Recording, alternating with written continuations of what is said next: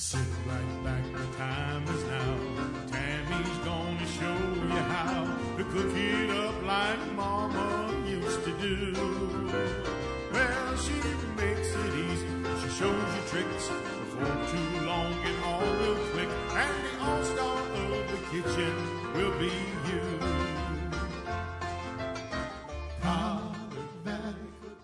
We're going to have a delicious, simple Southern lunch, and it is going to consist of my marvelous meatballs and gravy. We've got some leftover cream potatoes I'm warming up, and then we're going to have my granny green beans. Now, in order to get these green beans done quicker, I am going to use a skillet, because the larger the surface area, the more that the liquid will cook off of them, the quicker. So you're going to use my granny green bean recipe as 3 cans of beans, juice and all, and you need to use the cut style like I've got. You're going to put in a tablespoon of sugar, so that would be 1 teaspoon per can if you're only wanting to use 1 can or 2 cans. And then it's an 1/8 cup of oil, and I use olive oil. I think it makes them taste better. And so that would be 1 tablespoon of oil per each can of green beans. And I guarantee you, you will never have a more delicious green bean. No anything else in it, just the 3 ingredients right out of the can, and it's going to taste just like green candle, I promise. And many of y'all have tried this recipe, and if you've tried it, leave us a comment. And I know that a lot of y'all really love them, and we sure do. If you want to get your family impressed with your cooking that you've learned from Collard Valley Cooks, just make them your green beans. But now you've got to cook them all the way down till they sizzle. So that's why I'm starting these first, and if you'll notice, I actually had the skillet already on.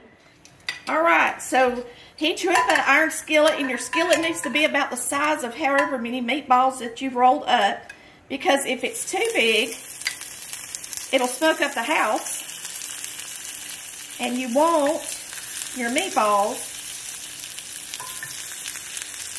to get nice and brown. This is one of my family's favorite recipes in the world. It's super easy to do. And remember that these meatballs are going to shrink as they cook. So we've got our gritty green beans in here cooking.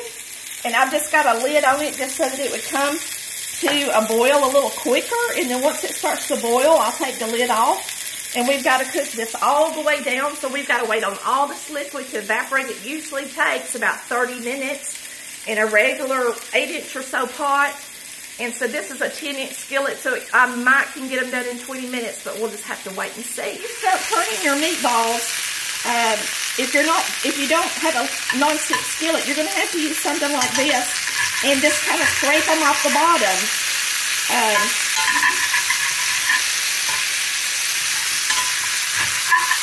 So that you don't lose your nice sear, okay?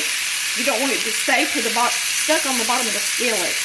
So just continue to turn them and cook them. And these are going to cook a good 10 or so minutes. And we're going to go ahead and sprinkle them with our favorite seasoning.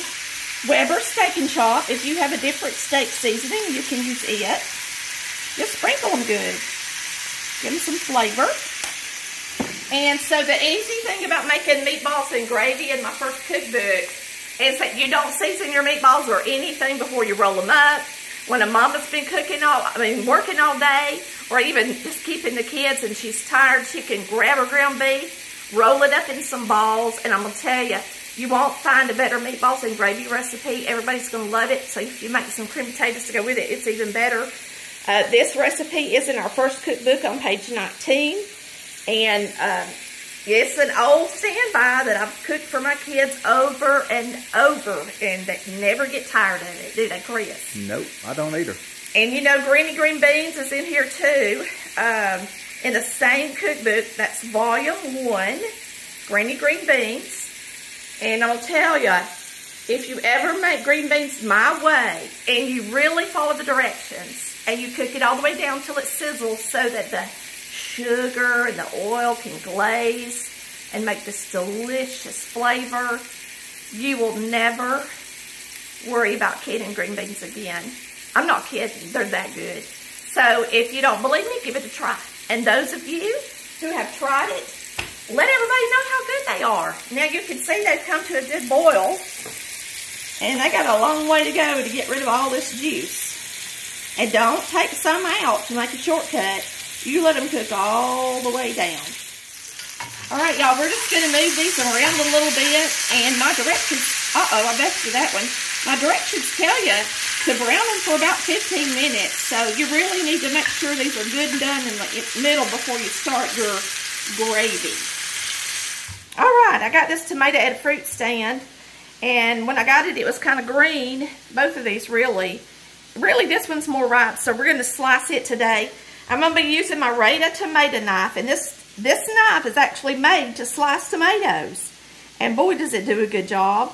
Now, these knives are very reasonably priced, and you can buy them through the website. If you go to our website and you go to Shop Now and you go to Utensils, I have links to these knives in the very beginning of the links before you get to the Amazon ones, links. So go over there and get you some Rita knives. You'll be glad you did, and I'll tell you, boy, is the tomato knife, woo, look at that thing. It's just, you can slice a tomato thin. Look at there. To go on a sandwich. Or nice and thick to go with dinner. So we're going to have some tomatoes for dinner. Lunch. I guess I should call it lunch. You know, when I was growing up, we called it breakfast, dinner, and supper. And then when I went off to college, everybody called dinner, they didn't use the word supper, they used dinner. And I got so confused, and I would confuse people because I used breakfast, dinner, and supper. So tell me what you grew up saying. Did you grow up saying that your lunch was dinner like I did? Just on Sunday. Really? Sunday Yeah. dinner? Sunday it was called dinner, but all the rest of the week is called lunch. Really? Yeah. We called every meal at lunchtime dinner when I was growing up. No matter where we were, that's what we said, breakfast, dinner, and supper. All right. Just a tidbit of Southern information. This is just a cooking tip. This is a gas stove, and one of my eyes has more gas. It's faster to cook than the other. And so what I did is I moved my green beans over here to this eye because they'll cook quicker because it has a higher temperature. And that's going to take the longest to cook today. Now this, I was going to show you that once your beef starts cooking good and it gets nice and it starts getting done, you don't have to worry so much about busting it up. So the first couple of times you turn them, you got to be really careful. But then after that, that ground beef starts getting harder as it cooks. And then you can just kind of move them around in the skillet a lot easier. So we're just going to use a paper towel. I finally just turned these off because it took my green beans so long. Be careful and don't get the grease, the hot grease on your fingers. Use tongs or something like that. And I'm just getting out the excess grease. I'm not getting the drippings off the bottom because I want them to be in the gravy. You can see that the green beans are sizzling, and that's what you want. You want to hear that sizzle. See how there's barely anything in the bottom? That's how you want it. And now they're going to start glazing. So once they get to this point, you're just going to use your spoon and you're just going to smash them a little bit to make them look like they came out of a can. No kidding. Now when I say you're going to make green beans that taste like canned green beans like Granny's, I'm talking about real canned green beans that you put up like we used to do growing up, and I still do every once in a while. But I'm going to tell you, I know how to make them out of a tin can that tastes so good that I would never fool with doing this again. No kidding. I just wouldn't. Now, I believe in making soup, and there's some things I still think you should can, like jelly and soup, and I like to can my tomatoes. But now look, at these green beans are starting to form a glaze in the bottom, and what I mean by that's brown. See that on the end of the spoon? You can see on the spoon the glaze. So you want that flavor in your beans. So what I like to do, once they're glazed good, and I think these are good and glazed, you don't have to do it, but since this is an iron skillet and it's not non-stick, I want all that glaze in my beans. I'm going to turn my beans off, and I'm going to take the bean with that little bit of water, and I'm just going to deglaze the skillet so that all that goodness is in my beans and not on the skillet. So whether you're using a skillet or a pot, it's best to use a non-stick pot, and that way all your glaze is guaranteed to be in your beans easier. That is going to make a delicious glaze. Alright? So, the next thing we're going to do with this is we're going to put in our gravy mix and our milk, and we're going to simmer it. And the gravy mix, I'm doing a half recipe, so I'm using an 1/8 cup to a cup of milk. You can throw it all in there at the same time if you want to, or you can mix it up like I'm doing. Either way works.